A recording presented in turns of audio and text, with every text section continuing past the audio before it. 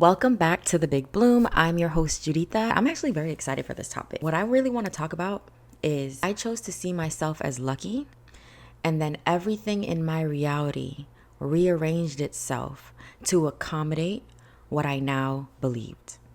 And I want you to pay very close attention to the words that I used, right? I said that I chose to see myself as lucky, and then everything in my reality rearranged itself to accommodate my belief.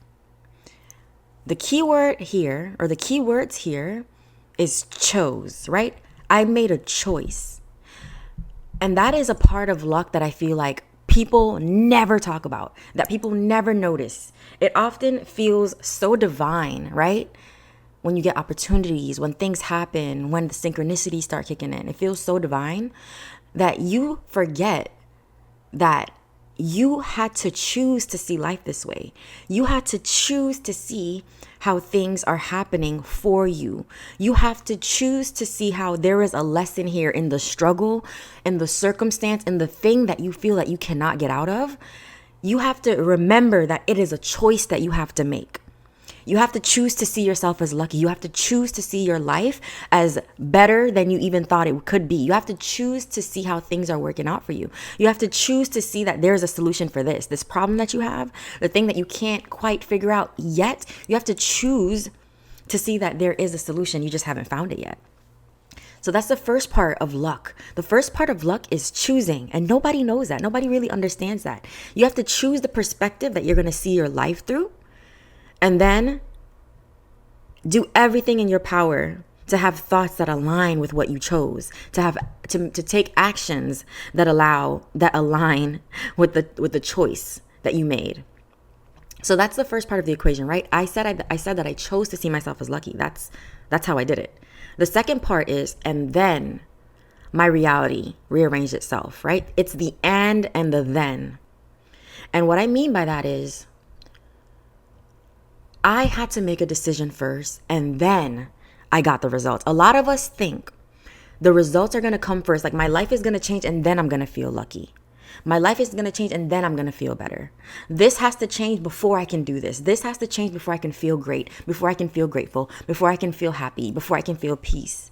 We often think that the circumstance is what should determine the feeling, the emotion, the thoughts, the actions that we have. The circumstances, like wherever we are, our situation, is what should determine how we feel and how we move about our life. But the thing that you have to realize and you have to recognize, and quite frankly, you need to adapt this belief, and it is that you choose and then reality bends.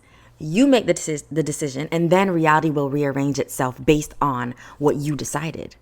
It's not the opposite. Don't wait for the peaceful environment to come before you feel peace. Start to feel peace where you are now. Find it. I am challenging you. Find it. Listen, I am the coach who does not take excuses. So I'm going to tell you, like, find the peace. Find what you can be grateful for. Find what you can be happy about. Find it, okay? You need to choose. You need to make a decision. And once you make the decision, then your life will change. That is how it happened for me. I made decisions about who I wanted to be, about what I wanted, about the life that I saw for myself, about the future. Like, I made a lot of decisions. And as a result of the decisions that I made, then reality started to change, right? And that is why now I look at my life, I wake up and I'm like, I'm so lucky. Sometimes and this is a vulnerable moment, but like sometimes I feel like life is too good.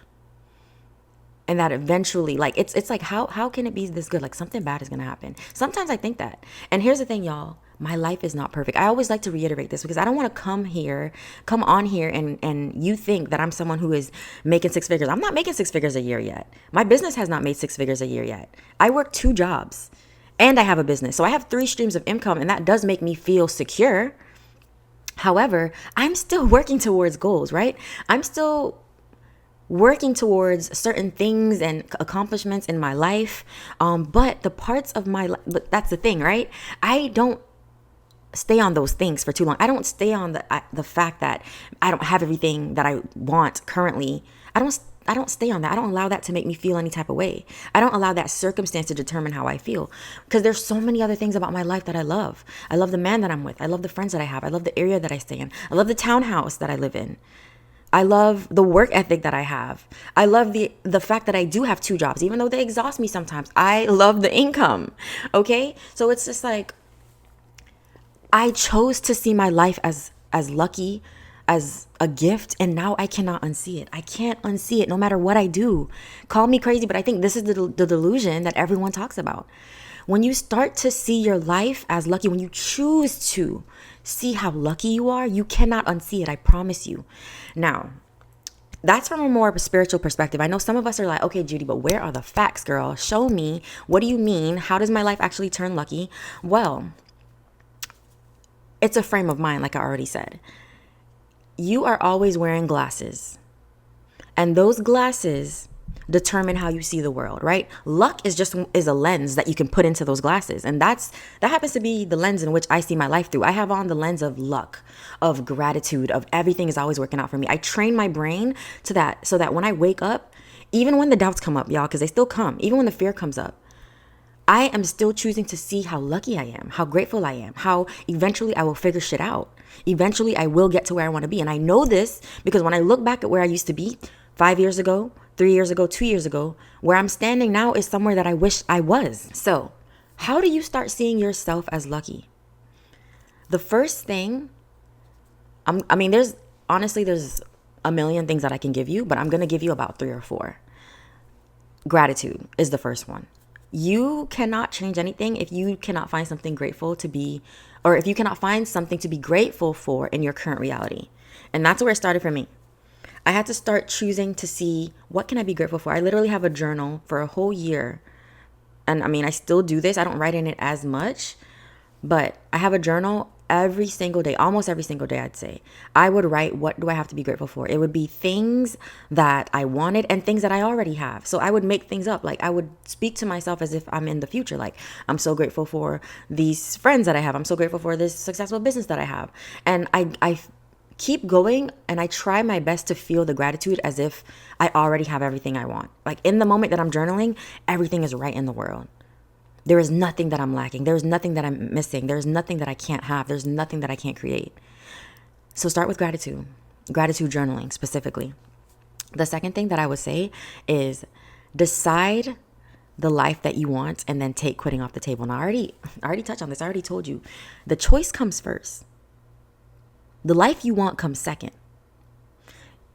And quitting absolutely cannot be an option, because guess what? And this is what I figured out. When quitting isn't an option, figuring it out becomes the only other thing you can do. Because, think about it. If I can't quit, then I have to figure a way around this, through this, over this, beneath this. Like, I have to get through this, and I will. Because when you don't make quitting an option, when quitting is off the table, when you say, this is the life that I want and I'm going to have it, regardless of how long it takes, regardless of who I have to meet, regardless of how afraid I have to feel and still take a chance, when quitting is not an option anymore, that's when life will for sure start to change for you, because who you are has changed. You're someone who figures things out. You're someone who makes shit work. So decide what you want and then completely take quitting off the table. And the reason why you have to decide first, I already went over this, but you have to decide, because imagine if you got into your car and you did not have a destination in mind. You never put into the GPS, here is where I'm going. You will just be stagnant. You'll be stuck, or you wander aimlessly here and there and there and there, and you'll never actually end up where you want to be. So decide, and then quitting cannot be an option after you decide. Okay? The next thing is, write down somewhere, anywhere, on the wall where you can see it. I am a solution-oriented person. There is always an answer to the questions and to the problems that I currently have and am facing. And the reason why you write it down is because I remember years ago, I listened to some type of motivational speech. I think it was by Oprah. And she said something about solution-oriented people versus problem-focused people. And I never made the differentiation. Like, in my mind, I never understood that there were 2 different types of people. There are people who focus on the problem and keep repeating the problem. And then there are the people who focus on the solutions and then they find the solutions. There are people who can always figure it out. Not because it's a magic trick, not because they're lucky, but simply because that is what they choose to do with their attention. They choose to place their attention on what they they are very good at placing their attention on how can I solve for this? How can I get through this? How can I move past this? They aren't the type of people who is like, I have a problem. I don't have enough money. I need more. This isn't working for me. Because you cannot solve a problem from the same mindset that is keeping you in it, that keeps reminding you of it, that keeps reiterating the problem. Like, if you focus on the problem, how can you focus on anything else? So what I did, right, way back then is on my mirror, I can't remember the exact quote. It was something to the extent of like, I am a solution oriented person. Like, I started to affirm who I was. I am someone who pay attention to the solutions. I am someone who sees the opportunities. And I rewired my brain, because here's the thing, your brain is always being rewired. And you can literally train it to work for you. You can train your brain to be a machine that always has the answer. You can train your brain to be a machine that always pulls you towards what you want. However, the work in the beginning is hard, because who you've always been, your brain is loyal to that person. How you've always thought, your brain is loyal to that person.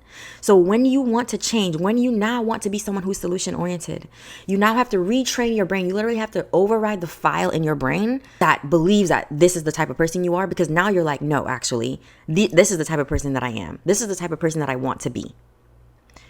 So whenever a problem comes up, you have to remind yourself, I am a solution-oriented person. I can find a solution for this. If I don't know what it is right now, eventually I will see it.